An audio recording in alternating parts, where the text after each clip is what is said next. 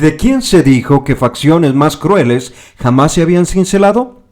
¿Quién fue al mismo tiempo famoso por su sobresaliente valor y determinación? Estamos hablando del caudillo apache que más tardó en rendirse al ejército estadounidense. Vivió hasta la edad de aproximadamente 80 años y murió en 1909 en Oklahoma, Estados Unidos, supuestamente ya convertido a la fe cristiana de la Iglesia Reformada holandesa. Se llamaba Goyakla, aunque se le conoce más por el nombre de Jerónimo, y él fue el último de los grandes jefes apaches. Parece que empezó a llamársele Jerónimo cuando los asustados soldados mexicanos proclamaron a San Jerónimo al ver que éste los atacaba, este jefe apache. Para el año de 1850, un grupo militar mexicano dio muerte a 25 mujeres y niños apaches que se encontraban acampados a las afueras de Janos, en México. Entre ellos estaba la madre de Jerónimo, su joven esposa y 3 hijos. Dicen que Jerónimo odió a todos los mexicanos por el resto de su vida. Su ansia de venganza lo convirtió en uno de los jefes apaches más temidos de todos los tiempos. Ahora bien, ¿qué sabemos de los indios apaches, representados tantas veces como los malos de las películas de Hollywood? ¿Existen todavía? En caso afirmativo, ¿cómo viven y qué futuro afrontan?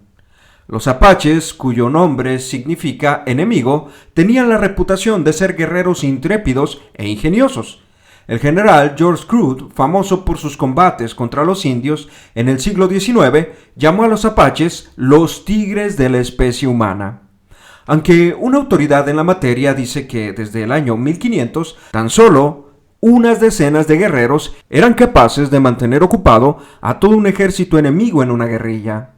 No obstante, según las fuentes apaches, en contraste con las ideas populares que han dado origen los españoles, mexicanos y estadounidenses, los apaches no eran salvajes belicosos y sedientos de sangre. Ellos mismos mencionan: atacábamos para conseguir comida solo en épocas de escasez. Las guerras que peleamos no eran acciones fortuitas. Normalmente eran campañas bien planificadas para vengarnos de las injusticias que se habían cometido contra nosotros. Y la historia no nos deja mentir. Contra este pueblo se cometieron un sinfín de injusticias. En el Centro Cultural Apache de San Carlos, en Peridot, Arizona, Estados Unidos, podemos leer una explicación de la historia apache, narrada desde su punto de vista. La llegada de personas ajenas a la región trajo hostilidades y cambios. A los recién llegados no les importaban nuestros vínculos aborígenes con la tierra.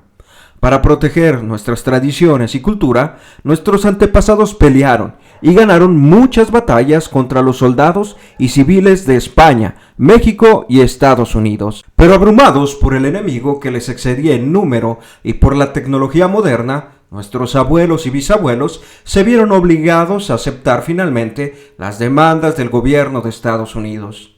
Nos vimos obligados a dejar de vivir libres como el viento y a vivir en reservas.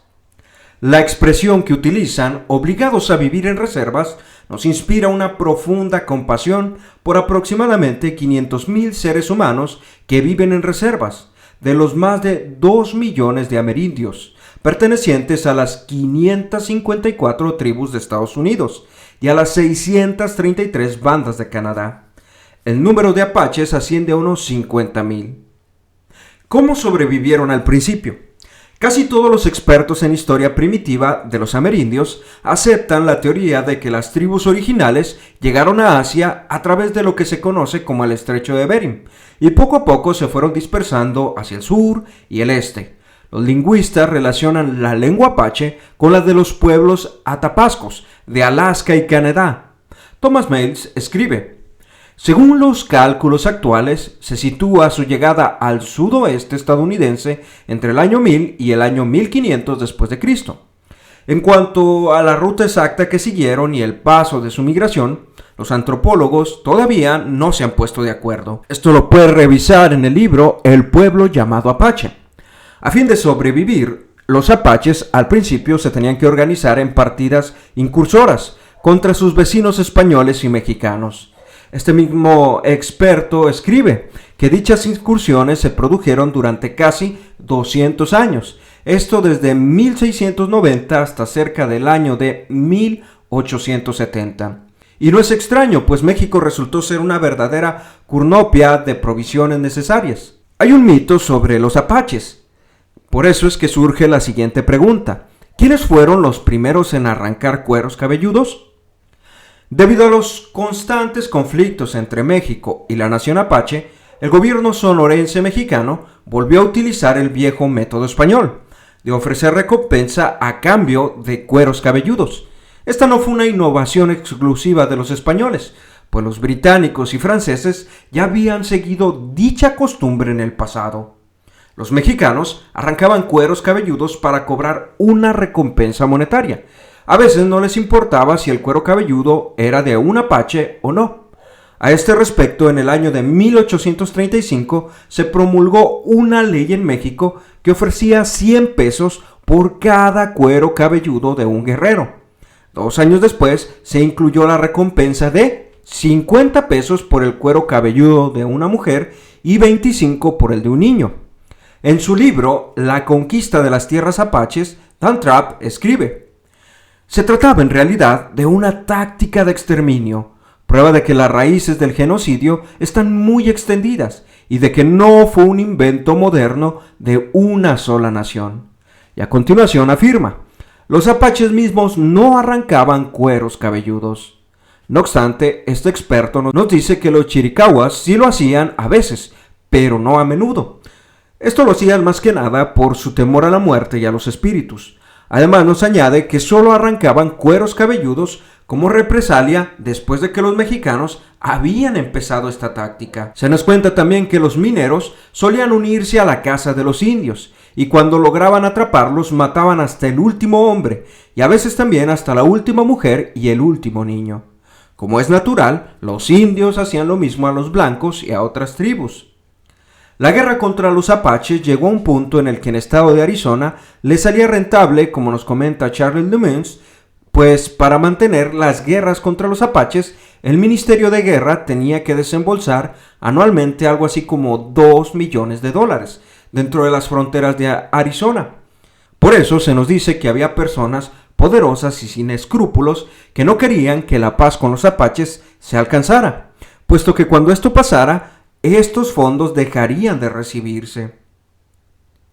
Los constantes enfrentamientos entre invasores, que son los pobladores blancos, y los residentes apaches, llevaron al gobierno federal a optar por la solución de recluir a los indios en reservas, las cuales a menudo no eran más que inhóspitas extensiones de tierra donde se esperaba que sobrevivieran. Entre el año de 1871 y 1872 se establecieron reservas para todos los apaches. Los chiricahuas tuvieron su propia reserva desde el año de 1872 hasta 1876.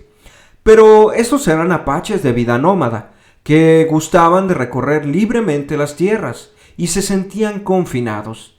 Si bien es cierto, disponían de 1 millón de hectáreas aproximadamente para una población de entre 400 y 600 personas, en aquel territorio, que mayormente era árido, no les dejaba suficiente espacio para obtener alimento cazando y recolectando.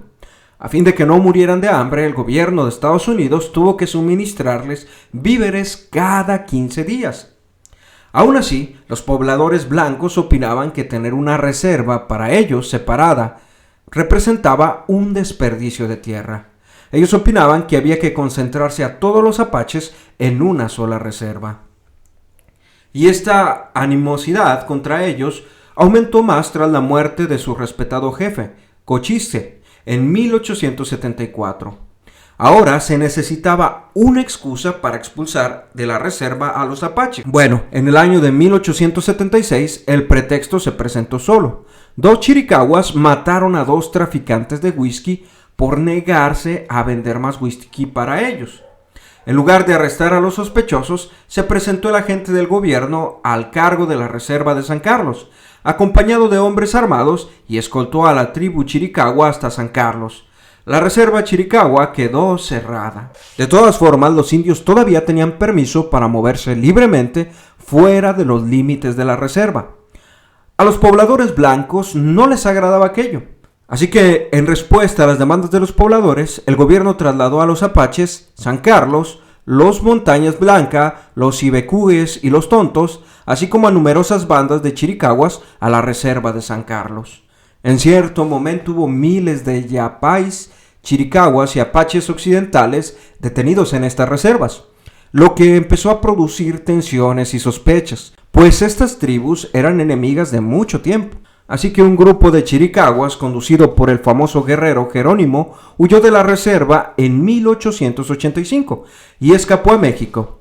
El general Nelson Miles los persiguió con casi 5,000 soldados y 400 exploradores apaches, todos ellos tratando de encontrar a un grupo que para entonces contaba con solo 16 guerreros, 12 mujeres y 6 niños. Finalmente, el 4 de septiembre de 1886, Jerónimo se rindió. Sus intenciones eran regresar a la reserva de San Carlos, pero estas no se realizaron. Se le dijo que todos los apaches de aquella reserva habían sido enviados como prisioneros hacia el este, a Florida, a donde él también iría. Su respuesta en la lengua apache fue: antes nos movíamos como el viento. El orgulloso y astuto Jerónimo, ahora prisionero, ya no podía volver a moverse libre como el viento. Con el tiempo se les permitió trasladarse hacia el oeste, hasta Forsyth, Oklahoma, donde murió en 1909. Como tantos otros caudillos amerindios, este jefe apache tuvo que someterse a las agobiantes condiciones de vida que reinaban en las prisiones y reservas. Aunque hoy en día este pueblo todavía existe, ya no disfrutan de la libertad con la que gozaban antes de que el hombre blanco invadiera sus territorios, lo cual nos demuestra que hasta cierto grado el hombre blanco fue el que trajo los problemas a América.